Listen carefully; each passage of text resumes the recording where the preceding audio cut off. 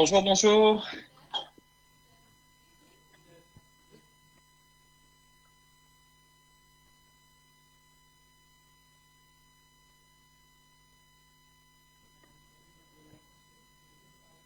Monsieur Le Glonec, est-ce que vous m'entendez? Le son? Vous n'entendez pas? Alors qu'est-ce qu'on fait? Amadou, activez son micro, s'il vous plaît. Voilà. Monsieur Le Glonec, est-ce que vous nous entendez? On aimerait bien vous Je vous, entendre. je vous entends très bien. Eh bien, vous êtes très attendu à Dakar, très attendu. Voilà, donc nous sommes ravis de vous écouter et vous avez la parole dès que vous voulez. On peut y aller? Excellent, oui, tout à fait. Donc là, ça, c'est l'angle de vision que je vais avoir. Je verrai les présentateurs, je verrai ce que je vois là, c'est ça? Là, je ne verrai pas la salle. J'espère que vous verrez la salle et pas moi. Donc, non, on va faire en sorte que vous voyez la salle, que vous voyez donc tout l'auditoire auquel vous vous adressez. Donc, on va mettre les choses en place pour que vous ne voyez pas les sièges, ni moi, mais l'auditoire dans son ensemble. Promis. Ah ben, je ne veux pas être difficile, mais c'est vrai que c'est plus facile, je trouve, virtuellement en tout cas, faites au mieux. Regardez, ça se fait là, ça y est. Voilà. Magnifique. Super.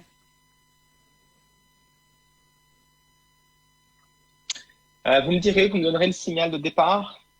Bah écoutez, vous commencez dès que vous voulez. Tout va bien. On est à votre écoute. Parfait. Merci. Excellent. Je vais juste fermer tout ça pour être certain de ne pas être dérangé. Voilà, alors bonjour à toutes et tous. Je suis profondément navré de ne pouvoir être physiquement avec vous aujourd'hui. Cependant, mes responsabilités familiales m'ont empêché cette fois de quitter le Québec. C'est bien dommage, car je me réjouissais de revoir Dakar, de rencontrer de nouvelles et nouveaux collègues et de renouer avec des amis de longue date. Je vais me contenter de cette présence virtuelle. Je remercie les collègues organisateurs et organisatrices de m'avoir invité à prononcer une conférence sur mes recherches sur les résistances à l'esclavage que je mène depuis une vingtaine d'années déjà. Mes travaux ont porté sur le marronnage dans le sud des États-Unis, dans la Caraïbe, en Louisiane, en Jamaïque et en Caroline du Sud en particulier. J'ai également écrit sur la révolution haïtienne et sur la guerre d'indépendance qui oppose Toussaint, Dessalines, Capois, les hommes et femmes de Saint-Domingue à Leclerc, Napoléon et autres Rochambeau. Aujourd'hui, cependant, je ne vous parlerai ni de l'un ni de l'autre sujet, même si je suis naturellement très tenté d'évoquer Haïti à quelques jours de la date anniversaire de la bataille de Vertières. J'aimerais en 20 minutes, c'est court, mais je respecterai mon temps, vous proposer un état des lieux sur l'historiographie des résistances à l'esclavage, sans pour autant verser dans l'état des lieux tel qu'il se fait habituellement. Je veux dire par là qu'il serait fastidieux de ma part et sûrement fastidieux aussi de vôtre pour vous, d'autant plus que je suis à distance, de vous partager un bilan historiographique exhaustif, total sur la question des résistances à l'esclavage. Il y aurait quelque chose d'un inventaire, d'une discussion un peu froide, de tournants et façons de faire. J'aimerais vous proposer une esquisse d'état des lieux en vous parlant d'un lieu. La Nouvelle-Orléans en 1812.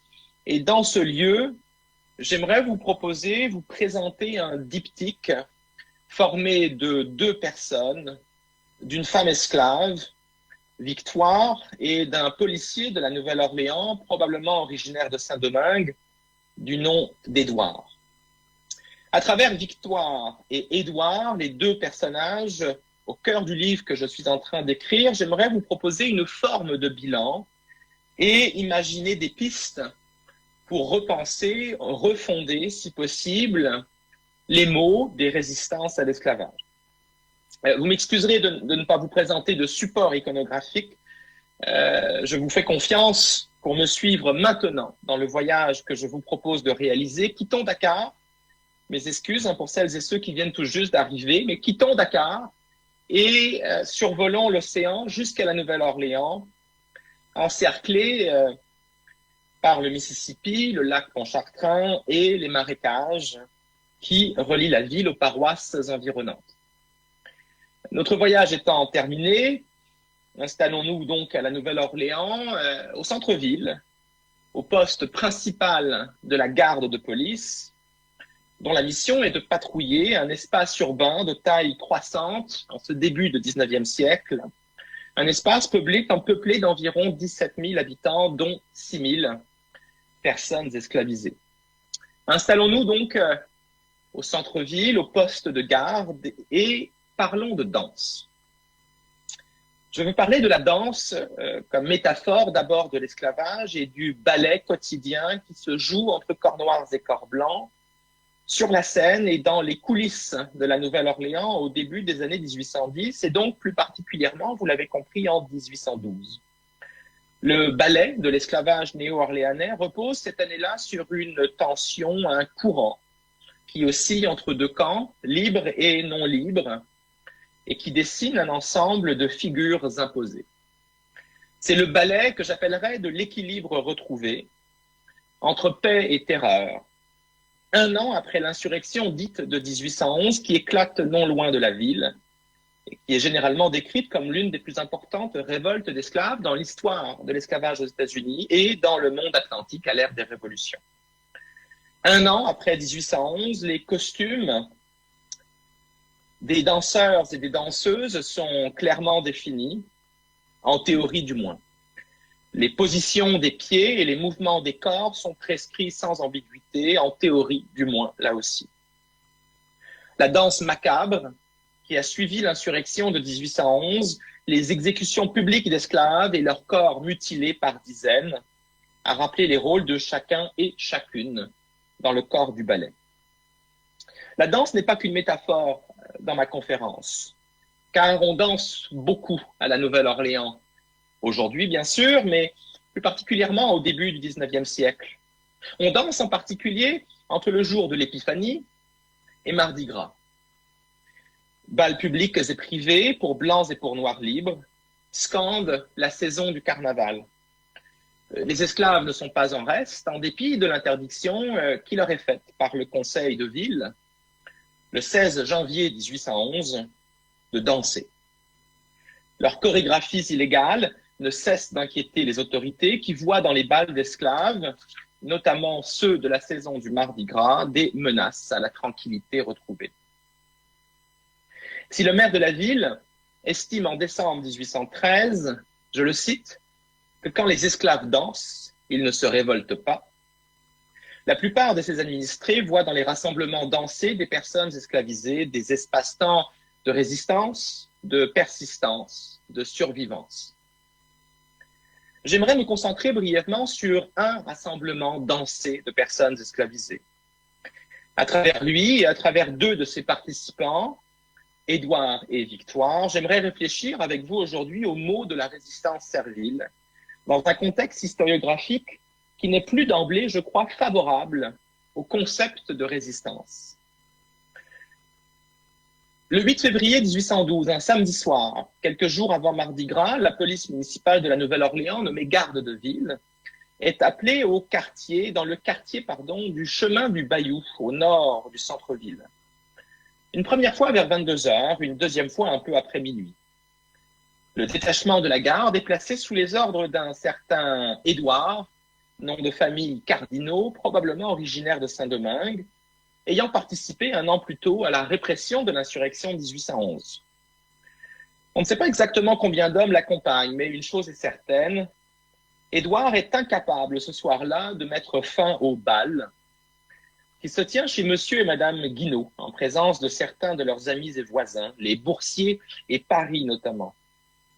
Les sources divergent quant au déroulement de la soirée, mais Édouard évalue l'assistance à plus de 80 personnes esclavisées, des femmes en majorité. Ces femmes sont, si l'on en croit Cardinaux, ces femmes sont mises illégalement. Dans la cuisine se trouvent les préparatifs d'un splendide souper, dit-il. À l'entrée de la maison, un portier assure la sécurité et reçoit la contribution financière, 2 piastres, exigée des participants au bal. Et je dis participants car le bal est gratuit pour les femmes. Le tout est très bien organisé et en contradiction évidente avec les ordonnances de police de la ville qui interdisent tout rassemblement d'esclaves et en particulier ces rassemblements qui incluent des instruments de musique. La plupart des esclaves présents n'appartiennent pas à Guinaud. On ne sait pas quelle distance ils ont parcouru pour assister à la fête, mais le policier précise qu'ils ne sont pas du voisinage. Il y a quelque chose d'un charivari dans ce bal du samedi 8 février. Les bruits venant de chez Guinaud dérangent et donnent un mal de tête aux autorités policières, conformément au sens étymologique du terme charivari. Édouard et ses hommes n'entendent rien d'harmonieux dans la 23e maison, la maison de Guinaud, 23e maison du chemin du Bayou, ni de l'extérieur, ni de l'intérieur, raison pour laquelle ils confisquent violons et tambours et arrêtent plusieurs danseurs et danseuses.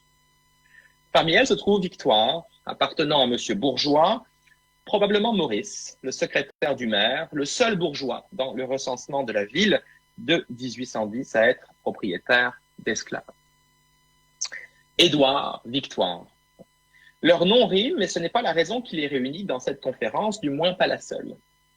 Édouard et Victoire forment, je l'ai dit, un diptyque de nature particulièrement asymétrique.